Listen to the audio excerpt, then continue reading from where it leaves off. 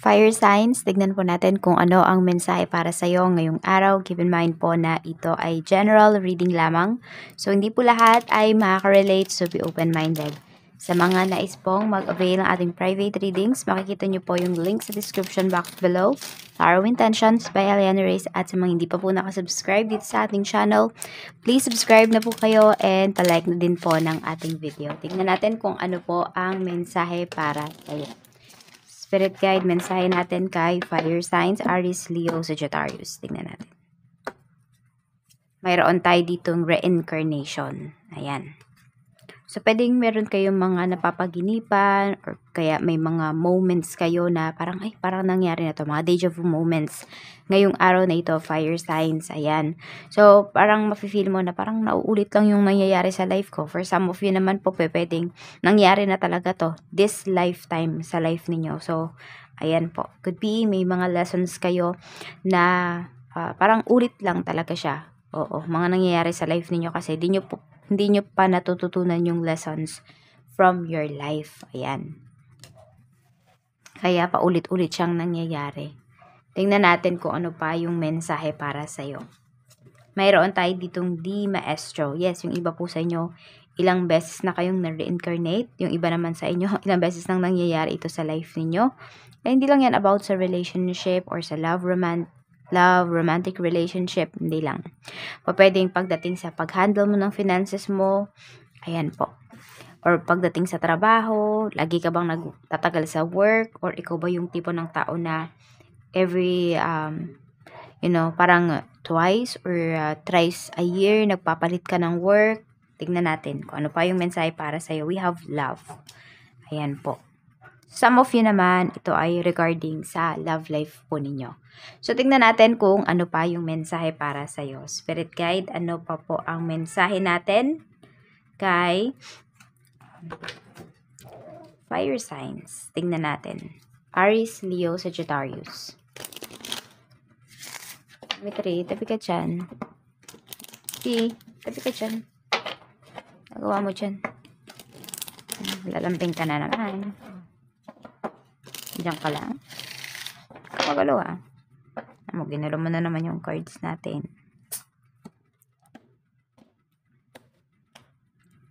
We have take time to breathe out. Ayun. So, diba, parang kasi nga paulit-ulit na lang yung nangyayari sa life nyo.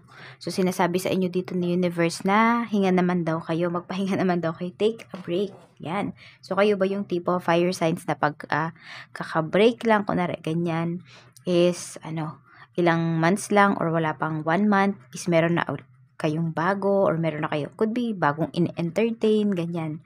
So, tignan natin kung ano pa yung mensahe para sa'yo. Sabi ni universe, magpahinga ka daw muna. Okay? And this is the time para mag-reflect ka. O ngayong araw na ito, mag-reflect ka.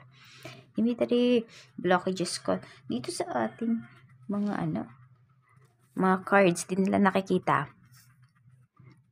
Maestro, your commitment is being tested. Ayan po.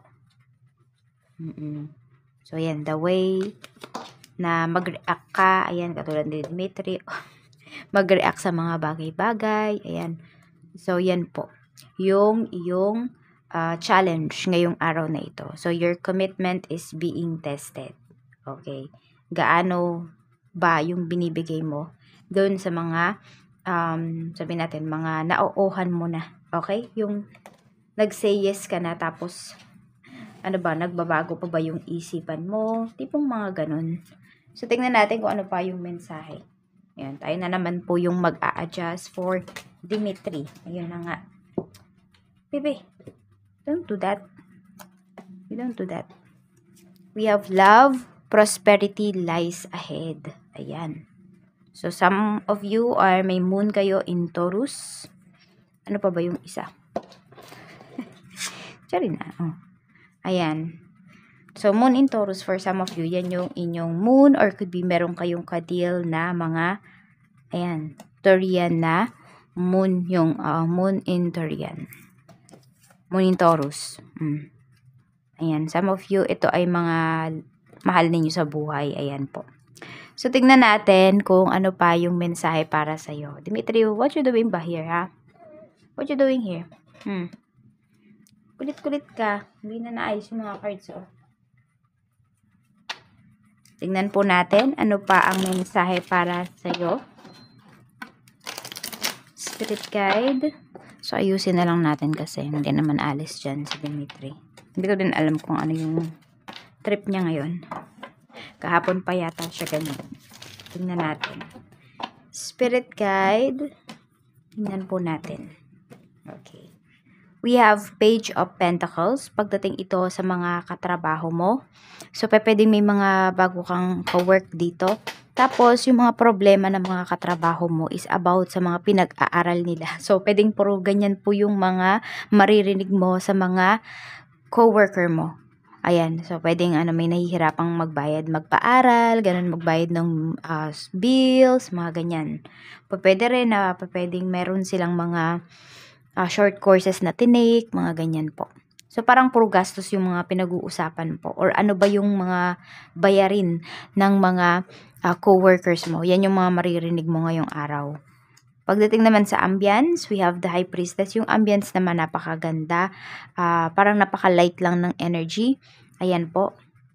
Parang hindi nyo na nga kailangan mag-usap-usap. Alam nyo na yung gagawin. Alam mo yun, nandoon yung flow pagdating sa trabaho ngayong araw na ito.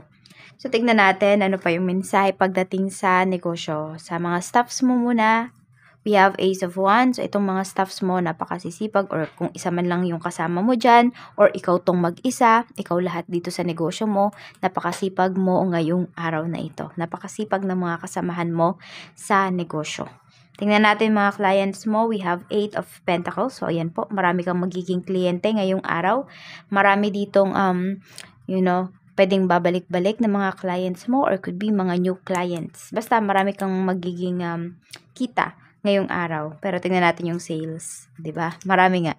Okay, marami kang magiging kita. Tsaka sobrang busy po ninyo ngayong araw na ito. Pero sulit naman, 'di ba, yung mga pagod ninyo. Tingnan natin pagdating sa pera. We have King of Cups. Okay? So, pagdating naman po dito sa pera, is pwedeng fire signs saka dun sa mga nag-uusap po ano ba yung mga bayarin. So, ito po, parang ina-aware ninyo yung sarili ninyo sa mga gastusin ngayong araw na ito. Some of you, nagre-relax, control nyo naman yung emotions ninyo in terms of your finances. Ayan po. So, parang meron kayo ditong relief na mararamdaman. Ayan, parang meron na ba kayong nabayaran ng mga bills ninyo. So, yan po yung inyong mararamdaman. Tingnan natin. Okay, Spirit Guide, pagdating po sa mga single, meron tayong Page of Swords. So, maraming single dito na fire signs is pwedeng may naku-curious sa inyo or meron bang nagre-reach out sa inyo. Some of you po may nag-i-stalk. Yan yung pinapakita dito. Pagdating naman sa mga inner relationship, we have 2 of Cups. Maganda po yung energy ng relationship. Nagbibigayan. Okay, nandun yung right communication with you and your person. Tapos nandun, full of love talaga siya. Para naman po sa mga live-in partner. Meron tayo ditong Queen of Wands. Ayan. So, hindi ko alam kung may sakit yung partner mo ngayon or could be ikaw yung may sakit dito kasi parang walang pagkilos ngayong araw na ito. Medyo nahihirapan. Tignan natin pagdating sa mga married, parang yung mga plano ba ninyo hindi siya nangyayari ngayon. Yan. Tignan natin. Sa mga married naman po, we have 3 of Cups. So, may isa-celebrate. Happy anniversary, happy mansari po sa lahat ng may isa-celebrate ngayong araw na ito. Ayan, sa mga married natin ito. Pwede rin yung iba sa inyo nasa third party situation. Third party situation po, pwedeng hindi lang yan tao. Yung ninyo, hindi siya babae, hindi lalaki yung kaagaw ninyo. Kahati ninyo dito sa person ninyo. Pwede pong family, pwede rin naman na trabaho niya or ibang bagay. Ano ba yung hobby ng person mo or ng asawa mo? Pwedeng yun po. So, may lucky number ba tayo? We have number 2. Ayan po yung lucky number mo. At maraming salamat sa iyo, fire signs. Mag-iingat ka always and more blessings to come. Bye-bye! And, ayan, magkita-kita ulit tayo bukas with Dimitri. Ewan ko lang kung kasama pa natin dito tomorrow si Dimitri, kung sasama pa siya sa ating video. So, natutulog kasi siya ngayon. Yan lang po. Bye-bye!